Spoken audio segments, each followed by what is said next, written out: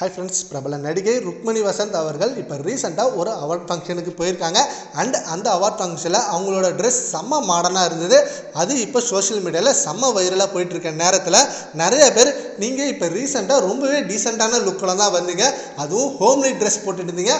ஆனால் இந்த அவார்ட் ஃபங்க்ஷனில் ஏன் இந்த மாதிரி ரொம்ப மாடர்னாக சில பேருக்கு அருவருக்கத்தக்க தகையில் இருக்குது. நீங்கள் படத்தில் நடிக்கிறப்போ அந்த படத்தில் ரொம்ப ஹோம்லி கேரக்டராக பண்ணிட்டு இருப்பீங்க, அதே போல் செம்மையான டீசெண்டான ட்ரெஸ் தான் போட்டிருப்பீங்க. அப்படி இருக்க இந்த நேரத்தில் இந்த மாதிரி ட்ரெஸ் ஏன் போட்டீங்க அப்படின்னு சொல்லி ஒரு சர்ச்சையான விமர்சனம் சோஷியல் மீடியாவில் செம்ம வைரலாக போயிட்டு இருக்கு.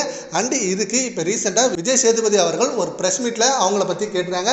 இதேமாரி உங்கள் கூட நடித்த ருக்மணி வசந்த் இப்போ ஒரு ஹாட்டான உடையில் வந்திருக்காங்க, அதை பற்றி உங்கள் ஒப்பீனியன் என்ன அப்படின்னு கேட்டதுக்கு, ட்ரெஸ் போடுறது அவங்கவுங்க உரிமை, இப்போ அவங்க மட்டும் அந்த மாதிரி ட்ரெஸ் போடலை, நிறைய பேர் ஒரு அவார்ட் ஃபங்க்ஷனோ இல்லை ஏதோ ஒரு ஈவெண்ட்டோ இந்த மாதிரி ட்ரெஸ் போடுறது அவங்களோட உரிமை, நம்ம யாரும் அவங்கள கேட்கக்கூடாது, கேட்கவும் உரிமை இல்லை. சினிமா வாழ்க்கையில் சினிமாவில் இருந்தாலே இப்படிலாம் இருக்கணுன்றது சில பேருக்கு அவசியமாகவே இருக்கும், பட் அது இல்லாமலும் இருக்கலாம், இது முழுக்க முழுக்க அவங்களோட உரிமை. ஸோ இதை பற்றி யாரும் பெருசாக சர்ச்சை விமர்சனம் பண்ண வேணாம் அப்படின்னு சொல்லியிருக்காரு.